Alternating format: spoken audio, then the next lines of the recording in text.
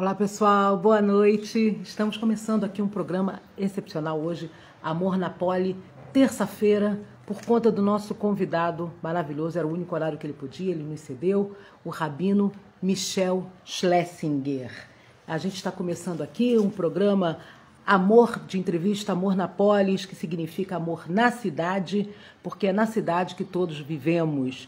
É o amor aqui entendido em sua dimensão de luz e alegria. Segundo o Talmud, uma fonte sapiencial judaica, a verdadeira vida não é medida pelo tempo que passamos na Terra, senão pelo impacto positivo que causamos em nossa existência. E eu sou Patrícia Tolmasquim, pedagoga, psicoterapeuta, capelã civil e pós-graduada pela Universidade Hebraica de Jerusalém em estudos bíblicos, ensino do hebraico e com MBA em administração e gestão de políticas públicas pela FGV. Atualmente eu sou diretora de Educação, Inclusão e Diversidade da Associação Janusz Korczak do Brasil e conselheira do Conselho da Contem Amor Amai-vos. Hoje nós entrevistamos aqui o querido rabino Michel Schlesinger, que já está aqui com a gente.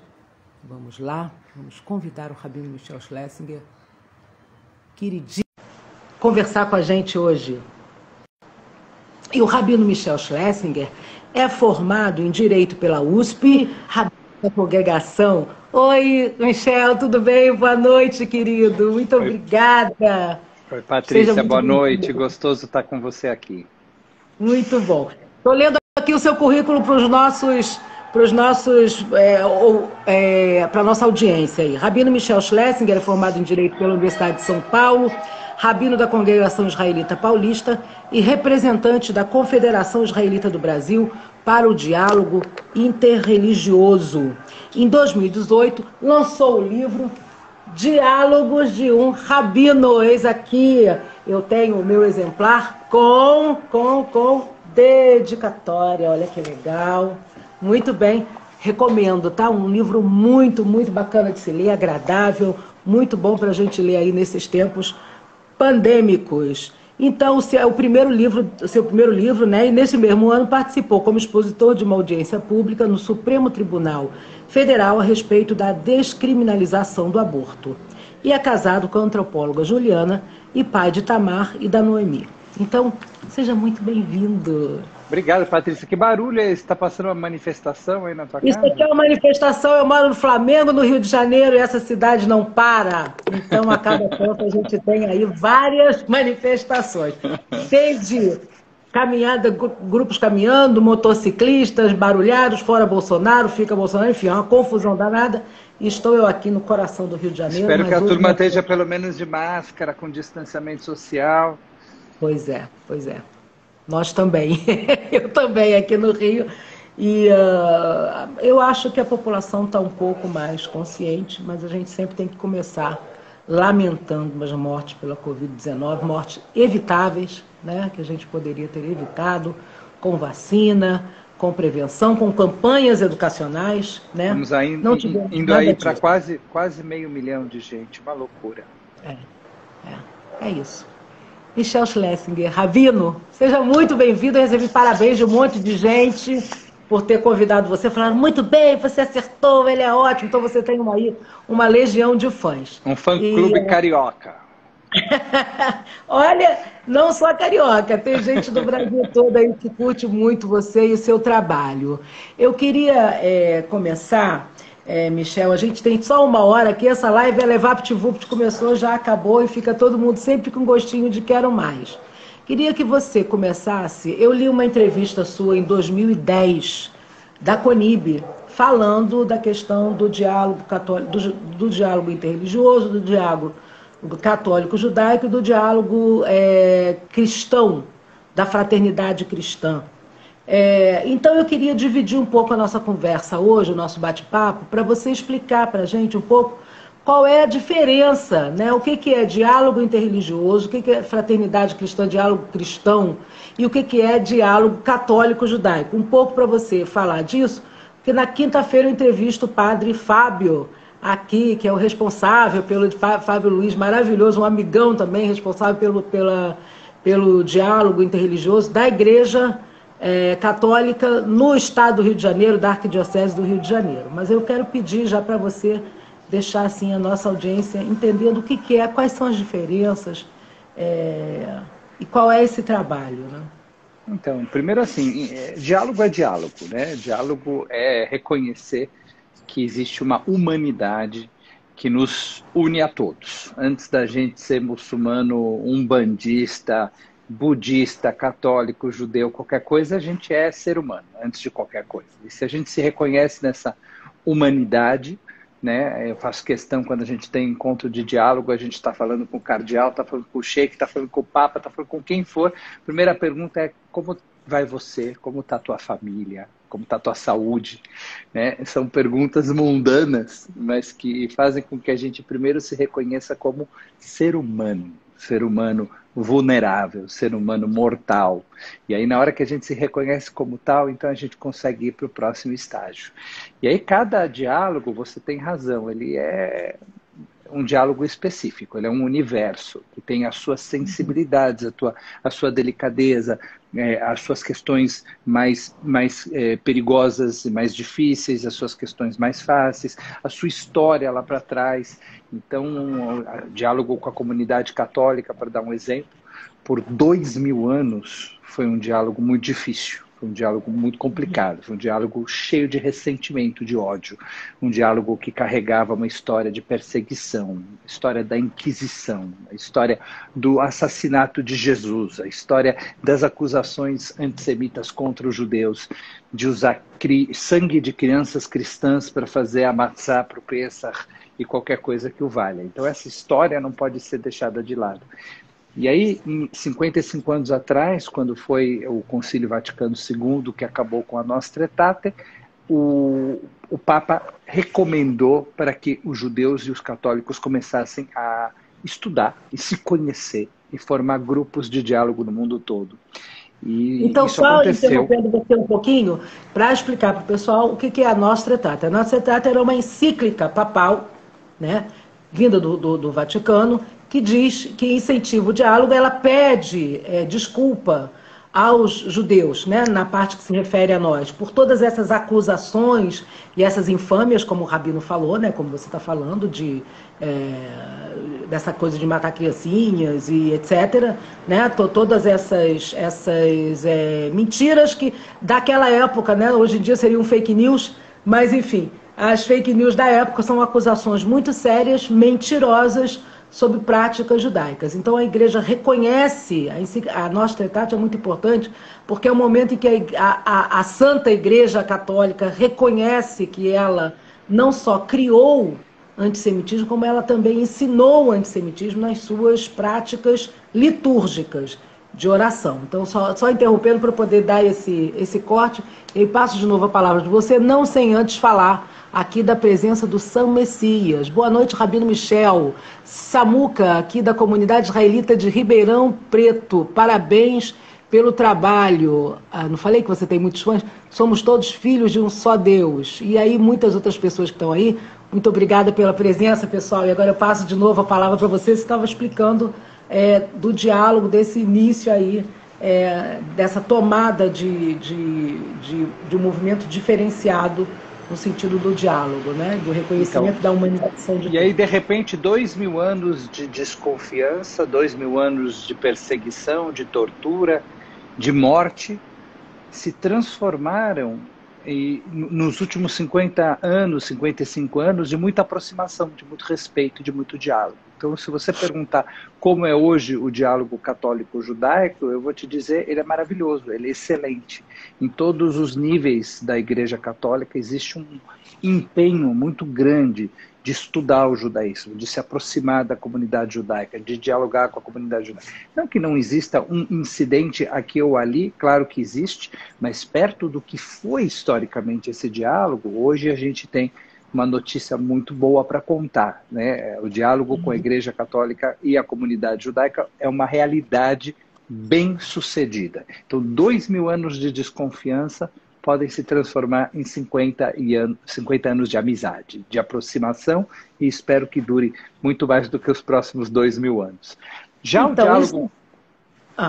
Desculpa, Não, já o diálogo com a comunidade muçulmana, por exemplo, é uma outra história totalmente diferente. Porque aí a gente tem quase o inverso. A gente viveu a maior parte do tempo na Europa um convívio muito bom com a comunidade muçulmana. Inclusive judeus que viveram em países árabes viviam com bastante liberdade e com bastante autonomia. E a relação era uma relação muito boa e muito positiva.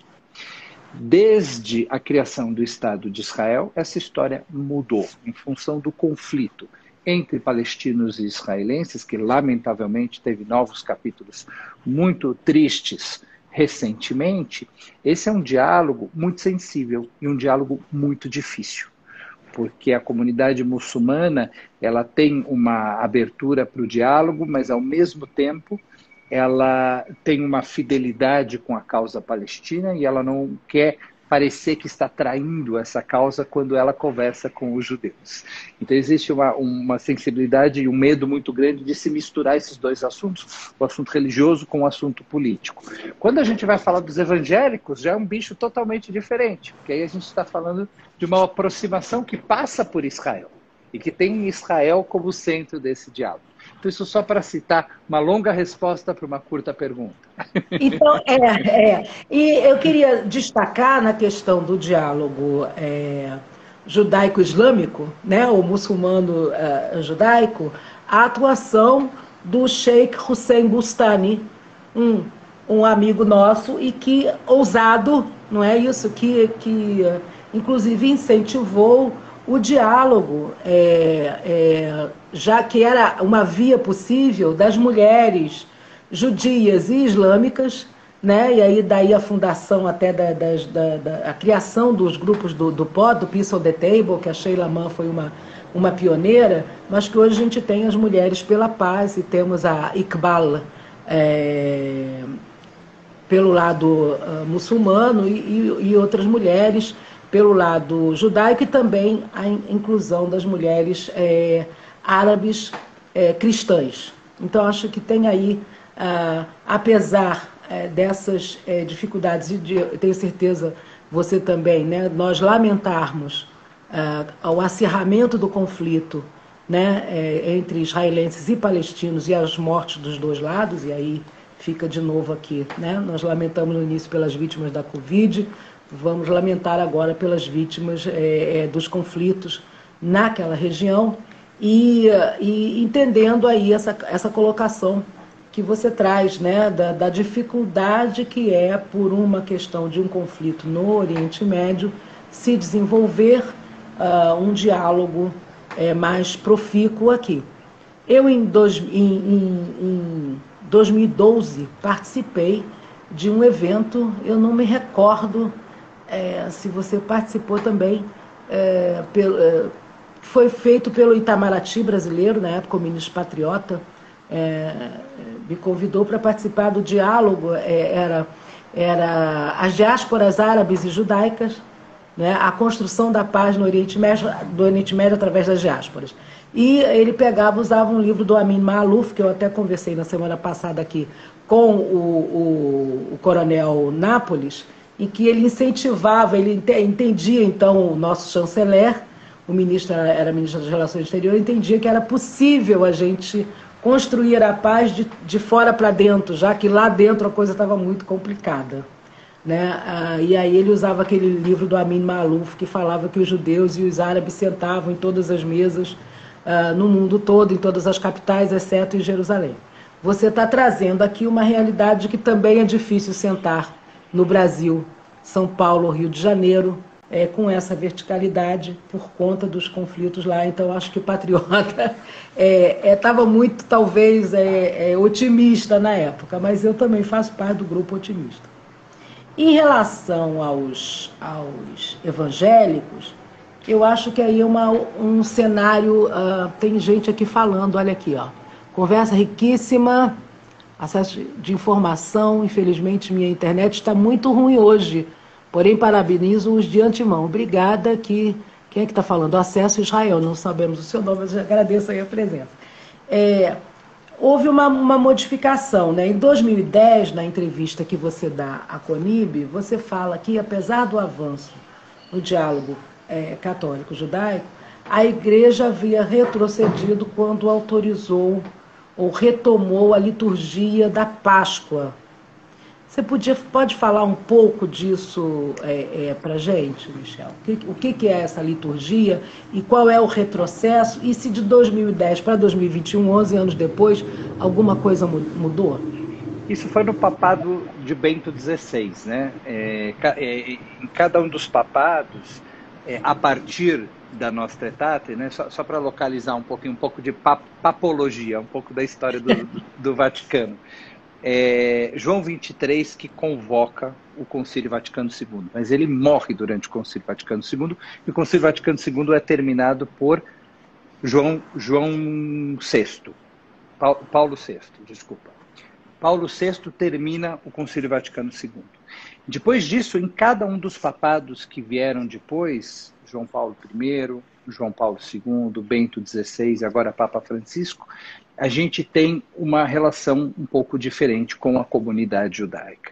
Sem dúvida nenhuma, eu destacaria João Paulo II e o Papa atual, Papa Francisco, como os papas mais próximos dos judeus e do judaísmo, e isso está relacionado à história pessoal desses dois papas.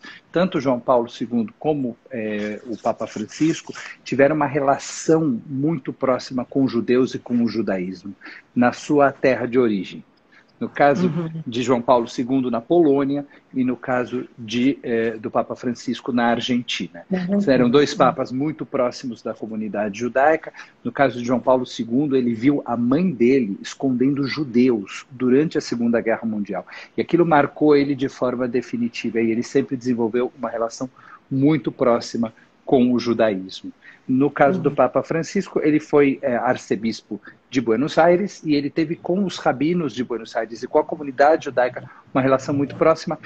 A relação mais próxima é com o rabino Abraham Skorka, com quem ele escreve um livro que eu recomendo para todo mundo, Entre o Céu e a Terra, um amigo muito próximo do Papa Francisco. Então, nesses papados existe uma aproximação muito grande. Já o papado de Bento XVI foi um papado um pouco mais frio, no que se refere à relação com a comunidade judaica, e foi um papado que teve as suas crises, as suas saias justas. E uma delas aconteceu justamente com a retomada dessa liturgia da Sexta-feira Santa, em que cita a necessidade de conversão dos pérfidos judeus. Essa é a palavra usada na liturgia, uma palavra muito forte, pesadíssima. E quando isso aconteceu, houve então uma reação muito forte da comunidade judaica. Mas os outros papados também não foram sem suas tensões. No papado de João Paulo II, por exemplo, apesar da proximidade enorme com a comunidade judaica, houve a canonização de Edith Stein. Edith Stein foi justamente uma judia que acabou tendo que se converter para o cristianismo para se salvar e para sobreviver, e a canonização dela foi vista como uma agressão à memória dela, e a comunidade judaica na época reagiu de uma forma bastante forte. Então, mesmo tendo uma aproximação muito grande e um percurso muito positivo, houve esses momentos de crise. Para falar do lado positivo, João Paulo II é o primeiro a visitar uma sinagoga na história da Igreja Católica, a primeira vez que um Papa entra oficialmente para visitar uma sinagoga, não seja para destruir ou para brigar, mas para dialogar, e ele visita a sinagoga de Roma. Desde que João Paulo II visitou a sinagoga... É o marco zero aí dessa relação, né? Digamos. Importantíssimo, importantíssimo. E desde que ele visita a sinagoga de Roma, os seus sucessores vão repetir esse gesto. Então, Bento XVI também visita a sinagoga de Roma e Papa Francisco também vai visitar a sinagoga de Roma. Tem uma história interessante em relação ao João Paulo... O Papa João Paulo II, ele faz uma visita oficial a Israel no ano 2000, depois que o Vaticano reconheceu Israel e estabeleceu relações diplomáticas plenas com Israel. Isso também acontece no papado de João Paulo II, e é ele que faz pela primeira vez também uma cerimônia do dia do Holocausto, do Yom HaShoah, dentro do Vaticano. Então tudo isso estabeleceu bases para um diálogo que continua caminhando muito bem, apesar dos seus momentos de crise. Esse diálogo, ele caminha basicamente, né? Eu faço parte, pessoal, eu faço parte também do diálogo católico-judaico e do diálogo interreligioso. Contém Amor a Mais, inclusive, a ONG que promove aqui esse programa. Eu sou do conselho lá e faço parte desse diálogo e também do diálogo católico-judaico aqui no Rio de Janeiro. Mas eu queria que você falasse um pouco mais, Rabino Michel, sobre como é que... Porque às vezes essa coisa fica muito... A gente faz os encontros, a gente conversa, faz seminários e tal, mas de alguma forma, como é que o diálogo poderia avançar mais, não é? Já que são religiões que têm as suas liturgias específicas, vários grupos dentro dela. Então, por exemplo, a Igreja Católica, ela tem correntes católicas, né, distintas, e tem católicos mais conservadores ou menos conservadores. A mesma coisa do lado judaico, né? Nós temos várias correntes, grupos mais conservadores e menos conservadores. E isso vai fazendo uma régua, né, de mais diálogo ou menos diálogo. E aí quando a gente comemora, e óbvio que nós temos muito a comemorar, porque já o fato de haver um diálogo e de haver um statement, né, uma declaração de que estamos dialogando faz muita diferença, né? Mas como é que se pode avançar em tempos tão complexos, né, como os pandêmicos que nós vivemos agora, na construção e na solidificação, digamos, desse diálogo que já existe? Em primeiro lugar, dizer que a pandemia, ela trouxe muitos desafios, mas trouxe também oportunidades, né? E eu nunca realizei tanto trabalho de diálogo interreligioso como durante a pandemia, né? Primeiro porque você tem a facilidade de poder encontrar as pessoas, né, no computador, quer dizer, sem os deslocamentos e tal, então esses encontros foram muito mais frequentes, muito mais constantes. E depois a gente estava enfrentando o mesmo desafio, porque a igreja, a mesquita, a sinagoga, o templo de Umbanda, o terreiro, todo mundo virou o estúdio. A gente teve que aprender a fazer nossas orações online, né? Deus passou a morar no Zoom. E aí a gente tinha que encontrar uma maneira de se adaptar a essa nova realidade. Como o desafio era comum, a gente começou a trocar muita figurinha, trocar muita experiência. Então eu perguntava para o cardeal, falava, como você vai fazer na sexta-feira santa? E ele me dava a dica, e aí eu usava a mesma ideia para o Pêssach e assim por diante. A gente estava o tempo todo trocando informações e aprendendo uns com os outros, porque todos nós viramos sacerdotes de primeiro ano, né? Porque tivemos que reaprender a fazer o nosso trabalho como se tudo fosse inédito, e de fato muita coisa virou inédita. Agora, em relação à tua pergunta, como aprofundar esse diálogo, eu costumo acreditar que o diálogo tem dois pré-requisitos. O primeiro, eu preciso ter bastante segurança em relação às minhas convicções. Porque se eu não tiver muita segurança em relação às minhas convicções, toda vez que eu encontrar o outro, eu vou me sentir ameaçado. Eu vou ficar com medo. O outro vai fazer com que tudo que eu achava, tudo que eu sentia, tudo que eu pensava seja confrontado. Então eu preciso estar bastante tranquilo e seguro do que eu sou, do meu valor e das minhas convicções. Mas essa segurança que é grande, ela não pode ser total, ela não pode ser absoluta. Precisa haver algum espaço para dúvida. E é esse espaço para dúvida que gera a curiosidade de ir ao encontro do outro.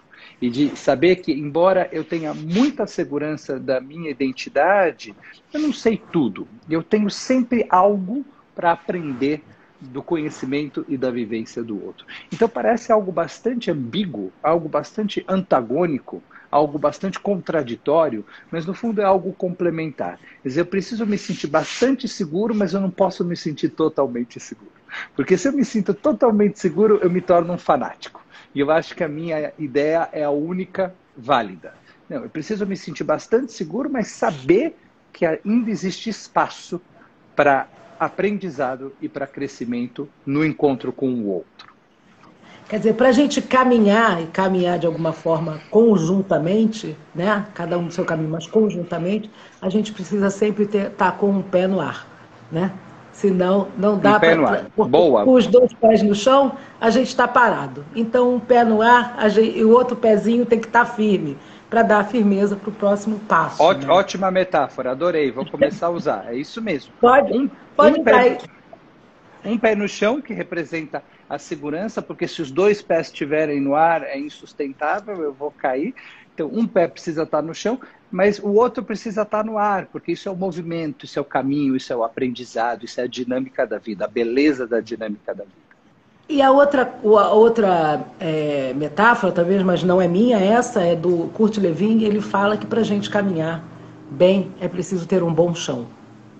E aí eu acho que a Nostra Aetate e também todo o trabalho que você vem fazendo à frente aí, ao longo de tantos anos, décadas à frente aí do diálogo interreligioso, ele é muito importante também. Ou seja, nós temos um bom chão, né, para também caminhar. Então é um pé no chão, nesse bom chão, e obviamente toda a construção das religiões ao longo do tempo, mas as boas, né, porque temos também aquelas construções que você citou no início de 2000 anos. Agora eu queria te fazer uma pergunta sobre Vamos essa lá. coisa remota da gente estar no Zoom, Deus está no Zoom. Eu quero saber se Moisés, Miriam e Arão, ou seja, se Moisés no deserto já conhecia a nuvem. Porque, afinal de Já. contas, nós temos uma metáfora de que eles seguiam uma nuvem, não é isso? Rumo ao futuro. Ou seja, a nuvem é o futuro e Moisés estava nela? E as tábuas foram recebidas das nuvens, né? Foram escritas nas nuvens. Então, sem dúvida havia já um início de uma história nossa com as nuvens. Já que você citou esse assunto, o que eu acho muito interessante, né, é que quando eu era menor, essa história de computador, etc., a gente acreditava que o mais seguro, né, era ter os dados junto com a gente. Então a gente fazia um monte de cópia. Você deve se lembrar muito bem disso, né? Os Então famosos backups, né? um Nos monte de discos. backup, a cópia e a cópia da cópia e a cópia da cópia da cópia. E o mais seguro era ter muitas cópias. E aí, de repente, veio a história das nuvens, e hoje o mais seguro é não ter cópia nenhuma. O mais seguro é não ter cópia física, né? O mais seguro é ter as coisas na nuvem, num bom serviço de nuvem, num serviço de nuvem confiável. E eu acho que isso, teologicamente, metaforicamente falando, né, abala um pouquinho a nossa noção do que é a segurança. Onde está a segurança? Onde está a nossa proteção? Se a proteção está nos muros, se a proteção está nas cercas, se a proteção está nas câmeras, nos vigias e nas guaritas, ou se a proteção está nos nossos valores. Né? E eu usei isso uma vez para falar na festa de Sukkot, porque na festa de Sukkot a gente abandona a segurança das nossas casas e a gente vive naquelas moradias temporárias e frágeis. Mas às vezes aquela moradia temporária e frágil é mais segura do que as nossas casas, do ponto de vista do valor, do ponto de vista do que ela representa. Né? É só uma digressão sobre as nuvens. Muito boa ela, né? Ou do ponto de vista do chão que se caminha, né? Então, o chão que a gente caminha, né, e as paredes nas quais nós nos protegemos, elas também são como os passos, elas não podem ser completamente fixas, porque senão você não estabelece esse contato. Você fica fora de alguma forma, né? Está tão seguro, você sai do mundo. Né? Isso é muito, muito interessante da gente pensar e refletir. E ao mesmo tempo tem que ter um chão, tem que ter uma referência. Tem que ter um chão e a gente tem que caminhar, que são esses valores que você traz. A gente acabou de sair da festa de Shavuot, que é uma festa do compromisso. Né? Então, essa nossa live está um pouco ainda na vibe de Shavuot e desse compromisso que é um recebimento também da Torá, na tal nuvem, ou nas nuvens, naquela nuvem de antes e a nuvem de agora. Então, eu queria que você também um pouco falasse, agora vamos falar da parte evangélica, porque nós falamos, né? Depois a gente fala de entraves, mais à frente um pouquinho a gente fala de entraves, né? Para que esse diálogo caminhe. Mas, do ponto de vista do diálogo com os evangélicos, ele é muito complexo, né? Porque ele, a gente falou da questão do Oriente Médio na complexidade do diálogo com os nossos primos islâmicos, irmãos islâmicos, enfim. Mas existe também uma complexidade com a compreensão evangélica, aí também é um leque de entendimentos, né? Da compreensão evangélica do que o judaísmo representa naquele universo cristão, né? E a gente tem algumas compreensões que dizem que eles querem que a gente vá para Israel, todos, para que o Cristo ou o Messias retorne, né? Ou outros que se apropriam completamente da nossa simbologia. Não que a Igreja Católica, os primeiros cristãos não tenham feito isso, não que os cristãos primeiros não tenham sido judeus, que de alguma forma já tinham essa simbologia e continuaram usando em alguma coisa que consideravam na época uma evolução, só para diferenciar do que era lá atrás e do que é hoje, né? Quando você vê uma menorá, quando você vê um talit. Eu fui a um casamento de uma pessoa e o pastor botou o talit ao contrário. Aquilo, para mim, no dia foi muito agressivo. Eu tive que conversar comigo mesmo muitas vezes para poder digerir aquela cena que eu estava vendo, né? Porque é um objeto ritual nosso. A brachá estava ao contrário, de cabeça para baixo, ele abriu e colocou, como se fosse um chale, né?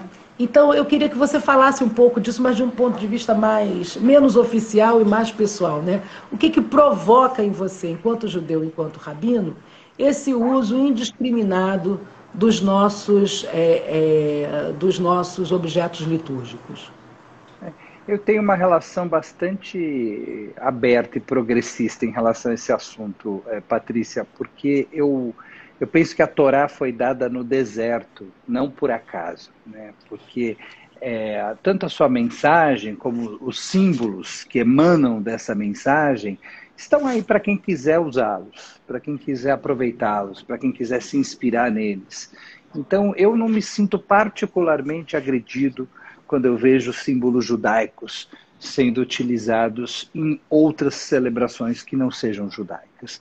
Onde eu acho que mora o perigo? O perigo está quando você não esclarece. Você não diz, olha, isso é um ritual cristão e isso é um ritual judaico. Quando você, às vezes, gera uma confusão e acaba enganando um público menos esclarecido e menos estudado, que acaba se confundindo o que é uma coisa e o que é outra. Mas desde que haja uma comunicação muito clara, olha, isso é um ritual cristão, mas nós utilizamos esses símbolos porque viemos do judaísmo, e é verdade, os cristãos vieram do judaísmo, e assim como hoje na igreja católica, né, a celebração inclui a hóstia, que nada mais é do que uma matzá, do que um pão ázimo, do que um pão sem fermento. E uma vez eu estava justamente na Catedral do Rio de Janeiro e vi a celebração acontecendo com matzá mesmo. Então a hóstia pode ser substituída pela própria matzá.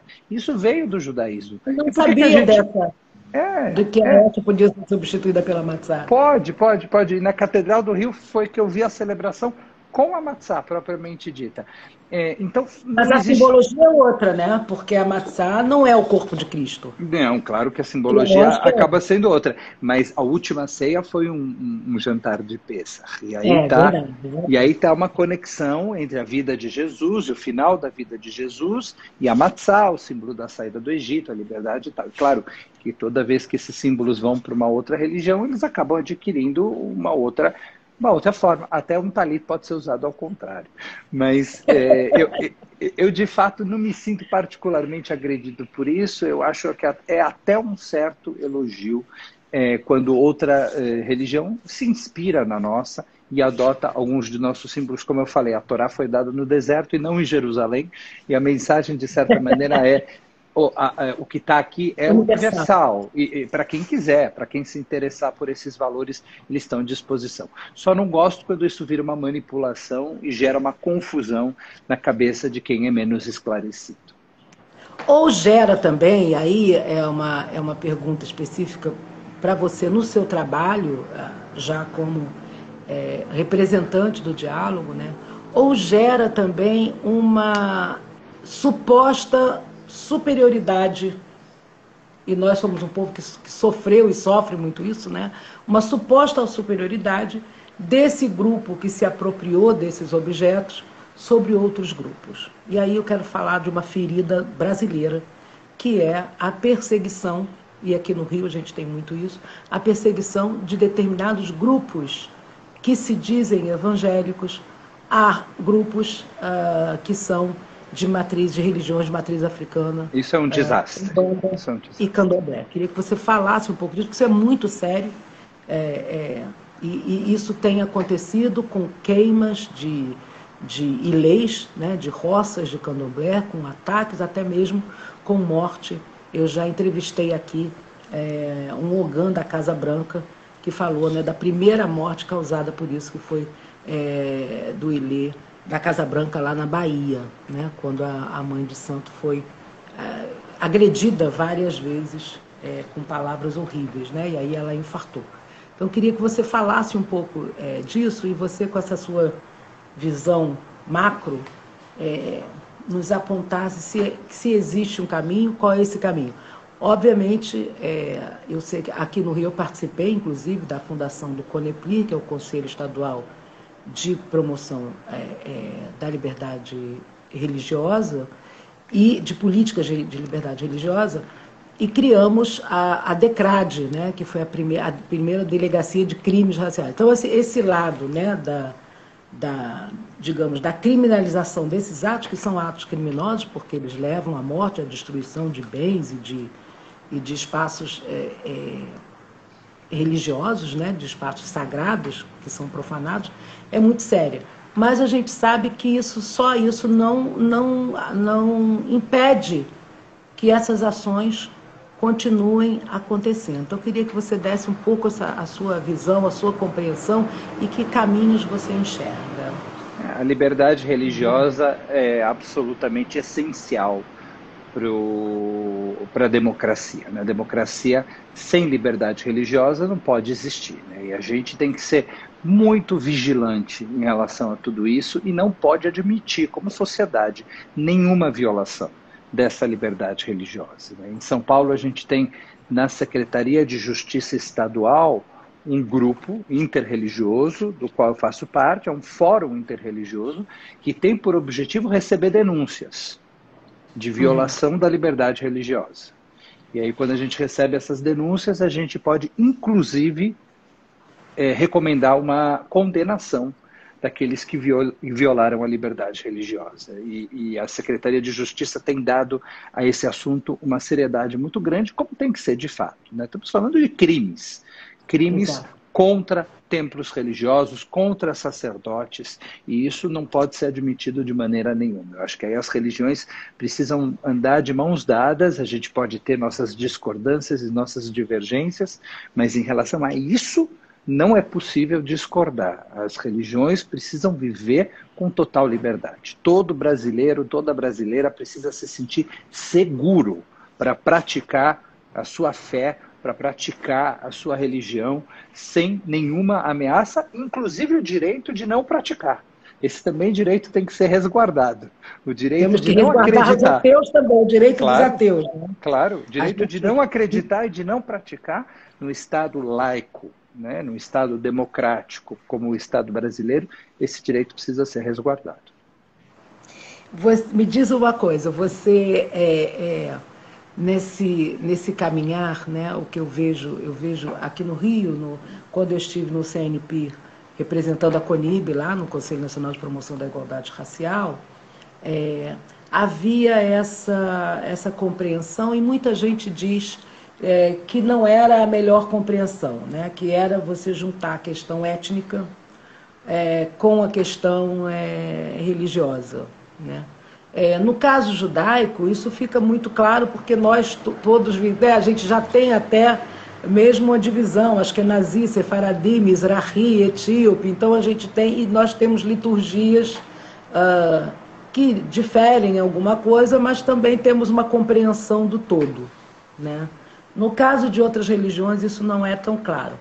Mas a crítica era, né, em relação ao artigo 5º e em relação ao Estado laico, né?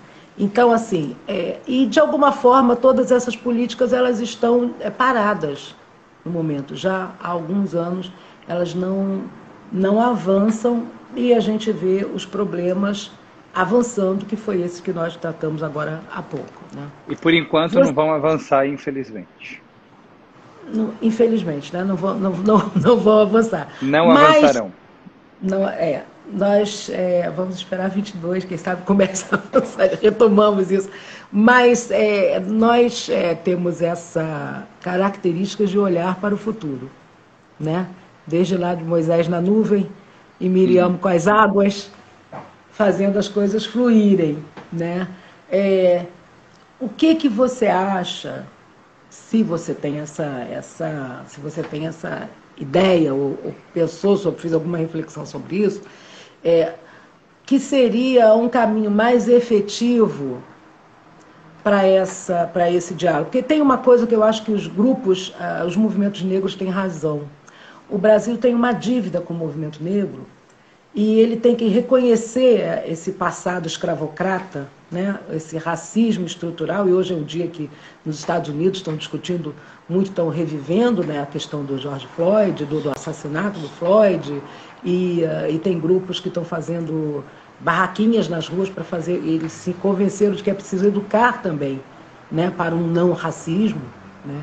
Mas o Brasil tem uma dívida e quando os governos, na tentativa de avançar, juntaram a questão religiosa com essa questão racial, eles, de alguma forma, amarraram essa coisa toda numa coisa, só que não avançava, porque nem avançava. Os movimentos negros, obviamente, ficavam insatisfeitos com o que estava acontecendo ali, né? Porque era então você tinha, no Conselho Nacional, a gente tinha os ciganos, os judeus, os muçulmanos, né? E aí vinham as religiões de matrizes africanas, né? E isso fazia uma certa confusão. Como é que a gente avança? Quer dizer, o Brasil tem uma dívida, o Brasil precisa reconhecer isso, né? O Brasil precisa reconhecer essa matriz racista, né? Escravocrata, que está na base da sua fundação e avançar nessa questão, né? Independente das religiões, né? O Brasil tem uma dívida, sem dúvida nenhuma, com os negros. O Brasil tem uma dívida, sem dúvida nenhuma, com as mulheres. O Brasil tem uma dívida, sem dúvida nenhuma, com a comunidade homossexual. E, às vezes, você une uma mulher homossexual e negra, então ela acaba sendo alvo de todos esses preconceitos históricos e estruturais de forma reunida.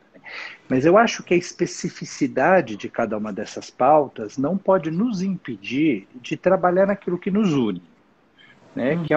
Que é o fortalecimento...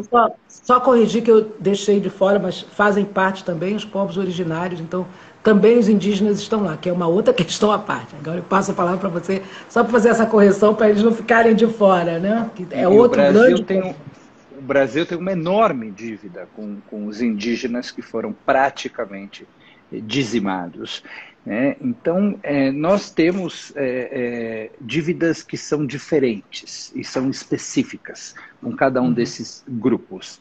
Ao mesmo tempo, eu acho que isso não pode nos impedir de unir forças, porque senão ninguém vai trabalhar com ninguém, né? É verdade que as pautas são diversas e são específicas, mas existe algo que nos une, que é a busca do fortalecimento de uma sociedade em que a diversidade não é vista como uma ameaça, é vista como uma oportunidade, né? E todos esses grupos têm interesse nisso, né? Sejam as mulheres, os homossexuais, os judeus, os negros, evangélicos e também afrodescendentes, todos esses têm interesse de ter a sua liberdade resguardada, né? Então, acho que na pauta do fortalecimento da liberdade de religião, da liberdade de crença, do respeito à diversidade, da igualdade de oportunidades para todo mundo, essa é uma pauta que tem que nos unir. Depois disso, existem questões que são muito específicas de cada grupo. E aí, como é que você... Eu queria que você falasse agora para as pessoas, a gente já está nos 10 minutinhos finais, porque essa coisa é rápida, a gente vai falando e vai passando a hora aqui no Instagram. Passa rápido mesmo. Passa muito rápido. E um monte de gente conhecida e querida passou por aqui, pelo menos o Eduardo Benclot, olha lá. Eu vi que a Tati Kulikovski, uma amiga querida que mora na Austrália, a Rosane Gracia, o MOV 2025, que é o grupo da CIP de jovens adultos, todos eles passaram por aqui. Não sei quantos deles ainda continuam conosco, mas pelo menos... Tem um monte de gente aqui com a gente. Estiveram por aqui, que delícia ter todos vocês aqui. Rabino Michel, um homem inteligentíssimo. Tem aqui várias aqui, olha... alguém está falando pipa... Até meu irmão, olha lá, o Sammy Schlesinger, meu irmão passou por aqui. Oi, Sammy! Ele mora no Panamá. Olha só. E o Hélio Maitlis, querido Hélio, Etel Ackerman, um monte de gente querida passando por aqui. Estou com saudade de todo mundo, porque eu só estou vendo nada, na verdade, eu só estou sendo visto, né? Porque essa coisa tem só uma via. A gente transmite o Shabat, a turma vê a gente, mas a gente não consegue ver as pessoas. Seria uma delícia. É verdade, é remoto, né? Mas também tem essa possibilidade de a gente bater esse papo, um papo mais íntimo, né? Mas é uma oportunidade, como você disse, né? Senão não estaríamos também aqui, né? Provavelmente. Batendo esse papo ainda mais às 9 horas da noite. Olha, a gente tem que pedir desculpas. Quase 10. A gente tinha marcado 7h30, mas porque o programa de entrevista é sempre às 9, acabou que a nossa comunicação divulgou às 9, e aí já tinha feito, e eu pedi desculpas já no inbox, né? Mas eu peço desculpas aqui para o Rabino. Ainda falei, ele falou, se eu estiver acordado, eu falei, descansa um pouquinho antes, por favor. Estou acordado, estou aqui com você.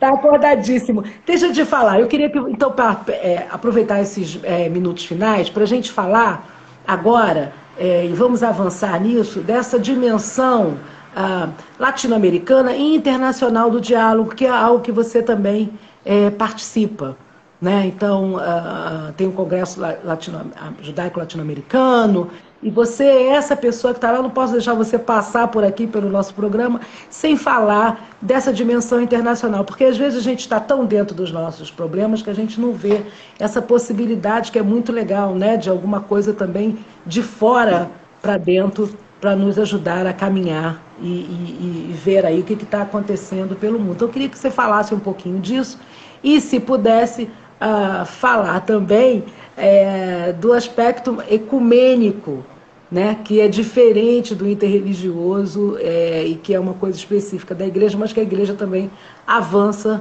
com isso. Mas queria que você falasse do Congresso Judaico Latino-Americano e dessa dimensão mais ampla, né, internacional, do diálogo interreligioso. Tá bom. Vamos começar então do final da pergunta, a questão do ecumenismo. Na verdade, o ecumenismo significa encontro de igrejas. Então, o termo ecumenismo, na verdade, é utilizado quando a gente está falando do diálogo entre cristãos. Quando cristãos estão dialogando com cristãos.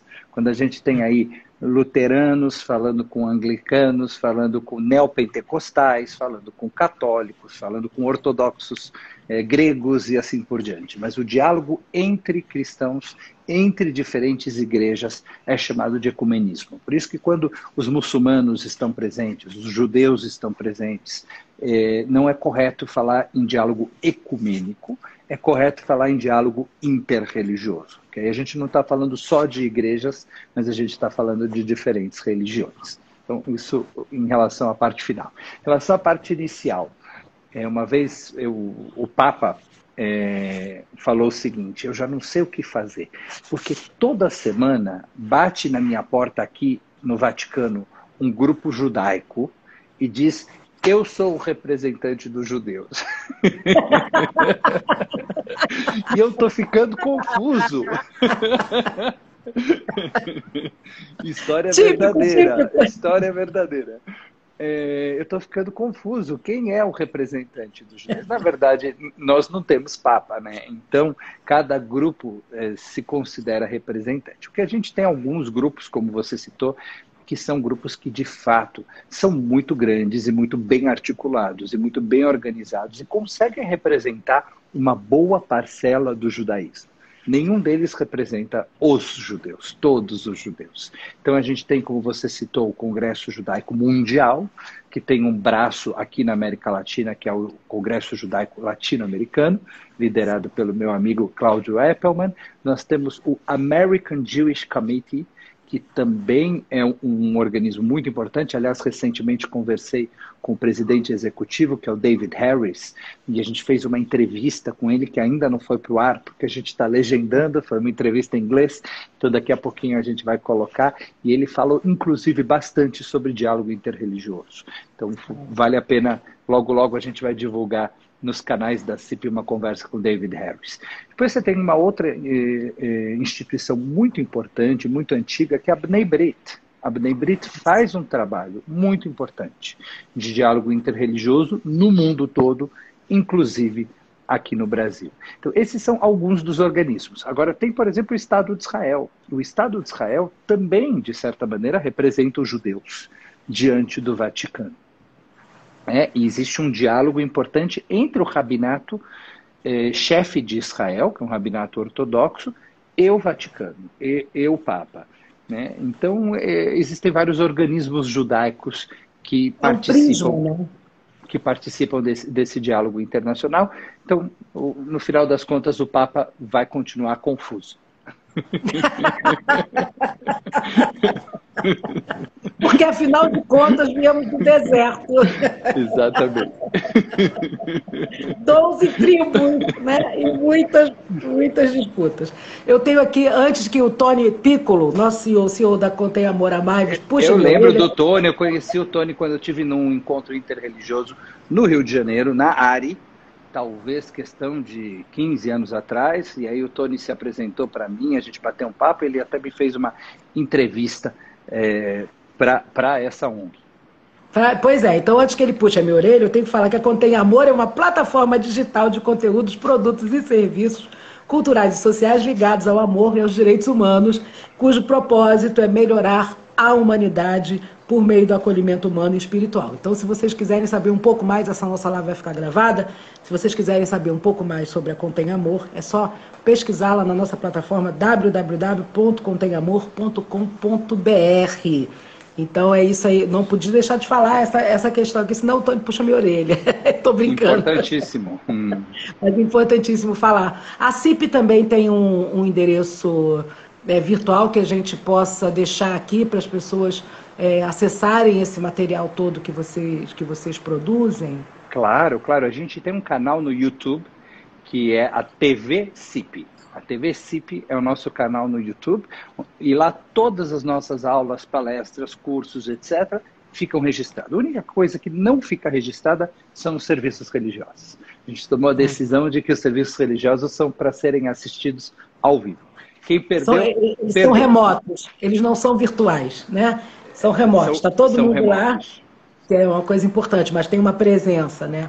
Então, CIP, pessoal, é CIP, Congregação Israelita Paulista, isso? Isso. Então, TV CIP, TV CIP dentro do YouTube. E aí a gente tem canal no Instagram, tem canal no Facebook e tem o próprio site, que é cip.org.br.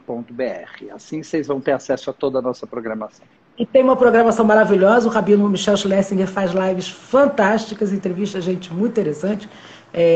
Eu assisti, acho que amanhã, já para aproveitar fazer uma propaganda, a gente vai falar sobre inclusão LGBTQI+, na comunidade judaica. Então, o nosso papo vai ser sobre o desafio de incluir a comunidade homossexual, a comunidade lésbica, LGBT, na comunidade judaica. Estão botando coraçãozinho aqui, eu também quero botar, mas como entrevistadora não posso, então aqui vai meu coração para você. E aqui é o meu. Muito importante essa iniciativa. A gente já entrevistou aqui também as Mães pela Diversidade. Eu acho que no judaísmo muito me alegra que vocês estejam fazendo isso, que você esteja à frente dessa questão. Você é um rabino seríssimo, uma pessoa, enfim, muito querida pelo Brasil todo e fora dele, mas, enfim, e muito respeitada na comunidade judaica, uma pessoa certamente indicada para fazer esse trabalho. Muito obrigada. Obrigado, Patrícia. E você faz um trabalho maravilhoso que eu sei, junto à Conib, na comunidade do Rio de Janeiro, e nós estamos seguramente na mesma canoa. Ai, muito obrigada. Eu queria falar para vocês que existe um grupo chamado Feminina, que é um grupo de diálogo interreligioso de mulheres, né, como o nome diz, ligado à URI, que é a União das Religiões, enfim, que é um grupo da ONU, né, e que a cada tanto eu recorro ao Rabino Michel Schlesinger, e pelo amor de Deus, me acorde aqui, você é sempre fantástico comigo, então eu quero te agradecer a parceria aí pelo trabalho. Prazer enorme. E pela ajuda que você jamais se nega a ajudar, é incrível isso. Você é uma pessoa, é um grande homem doce.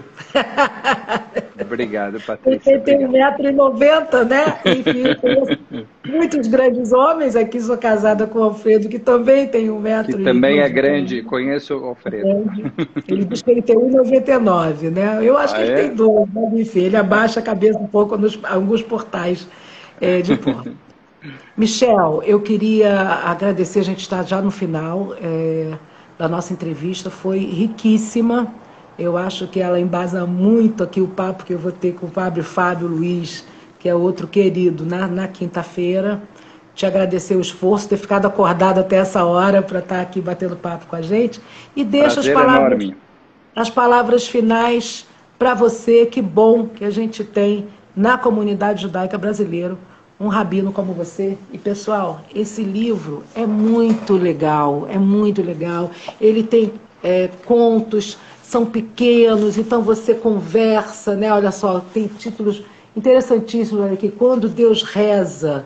Certa vez, Rabi Eleazar se recitou perante a Arca Santa, num dia em jejum, uma reza para que chovesse, mas sua oração não foi atendida, e Rabi Akiva colocou-se diante de toda a comunidade e disse: Avinu Malkeinu, En Lanu Melech Elatá, nosso Pai, nosso Deus que está no céu, nosso rei, não temos outro rei senão você. E imediatamente começou a chover. E aí ele discorre sobre essa história contada no Talmud, que é uma fonte sapiencial judaica, que inspirou o nome do nosso programa aqui, e tem muitos outros, né? Medo do escuro, olha aqui.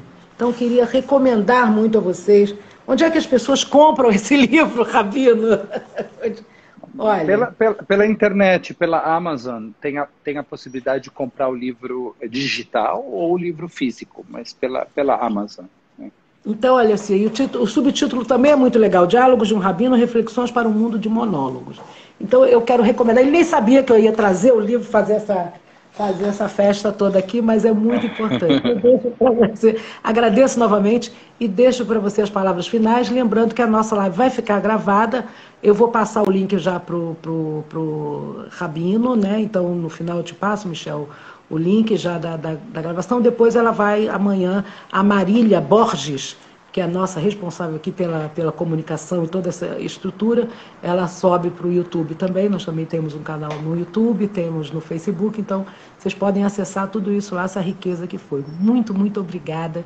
Obrigado você, Patrícia. Imagina, um prazer enorme. Conte sempre comigo.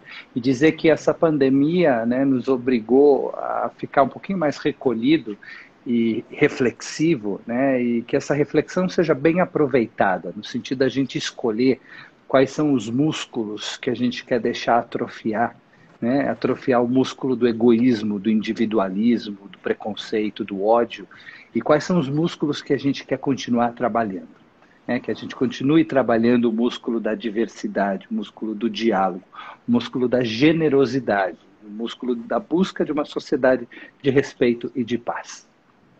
Porque aqui, gente, contém amor. É isso, o músculo do amor. Esse coração bombando para todos vocês. Muito obrigada. Boa noite. Boa Parabéns. noite. E amanhã a gente vai assistir lá o seu sucesso Como é que é o nome do do grupo ou do trabalho que você vai começar? Vai ser dentro do ciclo de palestras do Dilemas Éticos. O ciclo de palestras se chama Isso. Dilemas Éticos. E a gente vai conversar com um grupo da Federação Israelita que se chama Hineni. Aqui estou eu, que justamente busca a inclusão da comunidade LGBT nas instituições judaicas. E que horas é a sua live? 19h30, amanhã nos canais da CIP.